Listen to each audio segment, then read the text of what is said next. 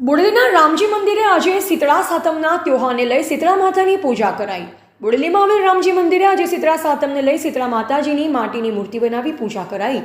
શ્રાવણ મહિનામાં આવતા તહેવાર એટલે રાંધણછઠ। આ દિવસે મહિલાઓ દૂધ, ખીર, પૂરી, ભજીયા તેમજ કંટોલા, શાક, કઢી, ભાત, ઘૂઘરા અનેક જાતની વાનગી છઠના દિવસે ગરમ બનાવી સાંજે ચૂલા હોય કે ગેસ સગડી ઠંડી કરી પૂજા કરી બીજા દિવસે સાતમના દિવસે આગલા દિવસે બનાવેલ ખાવાનું ખાય છે।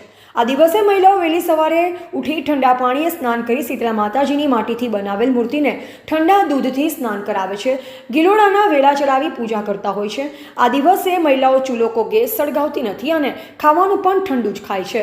આ વર્ષોથી પરંપરા ચાલતી આવી છે। આજરોજ રામજી મંદિર શીતળા માતાજીની પૂજા અર્ચના કરી શીતળા માતાજીના આશીર્વાદ લે છે। આવો સાંભળીએ શું કહી રહ્યા છે બોડેલી રામજી મંદિરના પૂજારી નિરંજન શાસ્ત્રી।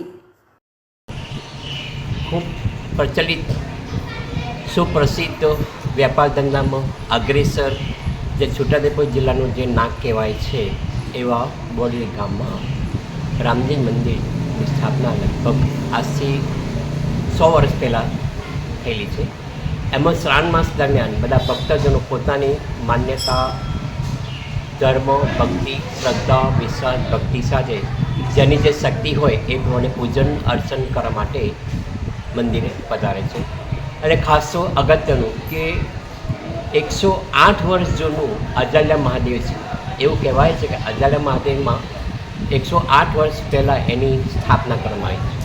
એટલે બોડેલીની સ્થાપના થતાં પહેલાં આ અજાल्या મહાદેવની સ્થાપના કરવામાં આવી છે। ને એમાં અજાल्या મહાદેવની ખાસ વિશેષ ખાસિયત એ છે કે તેમાં લોકો પોતાના શ્રદ્ધા, વિશ્વાસ અને ભક્તિ પ્રમાણે પોતાની જે પણ કંઈ ઈચ્છા હોય, कोईपण जे मनोरथ होय, जे कंई एमनी पासे मागवुं होय ए प्रेमथी एमनी पासे मागे छे। खास करीने संतान माटे स्पेशल गणाय छे के जे संतान माटे जेमने कंई प्रॉब्लम होय अथवा कोई शरीरमां आदि व्याधि कंई उपाधि होय तो एना निवारण माटे पण लोको पोतानी श्रद्धा शक्ति प्रमाणे बेलीपत्र चढ़ावे। ने आखुं श्रावण एटली बधी फूल पब्लिक थाय छे કે ના પૂછવા કે જેમાં ફૂલ શ્રદ્ધા, વિશ્વાસ અને ભક્તિ સાથે બધા ભક્તજનો આવે છે જેમ જે શક્તિ હોય। અને ખાસ તો આખો શ્રાવણ મહિનો પણ રામાયણના પણ પાઠ અહીંયા સતત ચાલે છે। દર શનિવારે સુંદરકાંડના પણ પાઠ ચાલે છે। એમાં ભક્તો પૂરી શ્રદ્ધા, વિશ્વાસ અને ભક્તિથી આવીને ભક્તિનો અગમ્ય લાભ લઈ રહ્યા છે।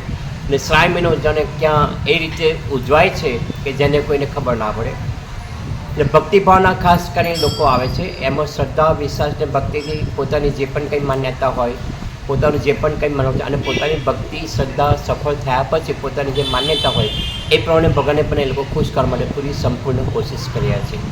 શ્રાવણ માસ દરમિયાન હવે આવતીકાલે પણ જન્માષ્ટમી આવવાનો। જન્માષ્ટમી માટે પણ અત્યારથી પૂર્વ તૈયારી થઈ રહી છે। રામજી મંદિરમાં જે નવા હોલનું નિર્માણ કરવામાં આવ્યું છે એ શ્રી રામજી મંદિર સેવા સમિતિ ટ્રસ્ટ દ્વારા દરેક ટ્રસ્ટે પણ ફૂલ પુષ્કળ સાથ સહકાર દ્વારા પોતાની શક્તિ પ્રમાણે ભક્તોની સેવા કરી રહ્યા છે। અને રામજી મંદિરમાં પણ લોકો ભક્તિભાવ પ્રમાણે શ્રાવણ મહિનામાં પણ પહેલાં 15 દિવસ હિંડોળા પણ બહુ સારી રીતે કલાત્મક રીતે અલગ અલગ પ્રકારના હિંડોળાઓ પણ અહીંયા સજાવટ કરવામાં આવી હતી।